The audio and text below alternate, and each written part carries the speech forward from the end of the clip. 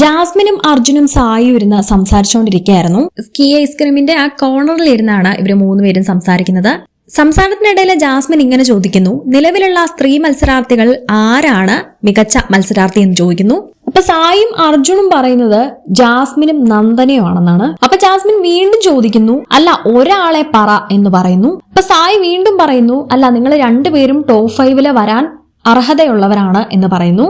എന്നാൽ ജാസ്മിൻ വിടുന്നില്ല, വീണ്ടും ചോദിച്ചുകൊണ്ടിരിക്കുകയാണ്. കാരണം ജാസ്മിന് കിട്ടേണ്ട പേര് ജാസ്മിന്റെ മാത്രമാണ്, അതിൽ മറ്റാരുടെയും പേര് ഉൾപ്പെടുത്തുന്നത് ജാസ്മിന് താല്പര്യമില്ല. അർജുൻ പോലും ശ്രീധുവിന്റെ പേര് പറയുന്നില്ല.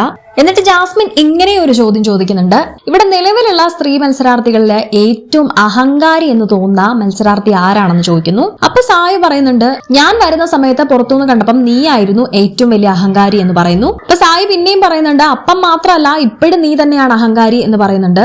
അമ്മ പോയി വന്നതിന് ശേഷം കംപ്ലീറ്റ് ആയിട്ട് ചേഞ്ച് ആയ ഒരാളെ നമുക്ക് കാണാം എന്ന് പറയുന്നു. അത് ശ്രീധുവിനെ ഉദ്ദേശിച്ച് തന്നെയാണ് പറയുന്നത് എന്നാണ് തോന്നുന്നത്. നമുക്കത് വിസിബിൾ ആയിട്ട് മനസ്സിലാവുന്നുണ്ട് എന്നും പറയുന്നു. എന്നിട്ട് ഈ 3 പേരും ഇരുന്ന് മറ്റ് മത്സരാർത്ഥികളെ കുറിച്ച് കുറ്റം പറഞ്ഞുകൊണ്ടിരിക്കുന്ന ഒരു രംഗമാണ് കാണാൻ സാധിക്കുന്നത്. ഇവർ ഈ സംസാരിച്ചുകൊണ്ടിരിക്കുന്ന സമയത്താണ് അപ്സര നടന്നു വരുന്നത്.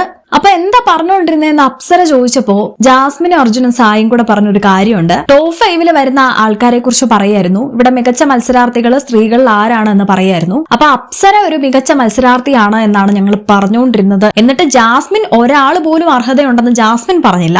അപ്സര വന്നുടൻ ടോപ്പിക്ക് മാറ്റി അപ്സരയാണ് ടോപ്പ് 5 വരാൻ സാധ്യതയുള്ള സ്ത്രീ മത്സരാർത്ഥി എന്ന് അപ്സരയോട് പറയുന്നു. എന്നിട്ട് സായും അർജുനും ഇങ്ങനെയും പറയുന്നുണ്ട്, ഗബ്രി ഉണ്ടായിരുന്ന സമയത്ത് നീ ഇങ്ങനല്ലായിരുന്നു, നീ ശരിക്കും ചിരിക്കുന്ന പോലും കണ്ടിട്ടില്ല, എന്നാൽ ഇപ്പൊ നീ നന്നായിട്ട് ചിരിക്കുന്നൊക്കെ ഉണ്ടെന്ന് അർജുൻ പറയുന്നു. എല്ലാവരോടും നന്നായിട്ട് സംസാരിക്കുന്നുണ്ട്, എല്ലാവരുമായിട്ട് തന്നെ മിങ്കിൾ ചെയ്യുകയും ഇടപഴകുകയും ഒക്കെ ചെയ്യുന്നുണ്ടെന്ന് പറയുന്നു. ഗബ്രി പോയി കഴിഞ്ഞാൽ അടുത്ത വീക്ക് തന്നെ പോകുമെന്ന് പറഞ്ഞുകൊണ്ടിരുന്ന ജാസ്മിനാണ് ഗബ്രി പോയതിന്റെ പിറ്റേ ദിവസം തൊട്ട് തുള്ളിച്ചാടിയാണ് ആ വീട്ടിൽ നടക്കുന്നത്. കുറെ നാളായിട്ട് ഞാൻ ഭയങ്കര സന്തോഷത്തിലാണെന്ന് ജാസ്മിൻ തന്നെ പറയുന്നു.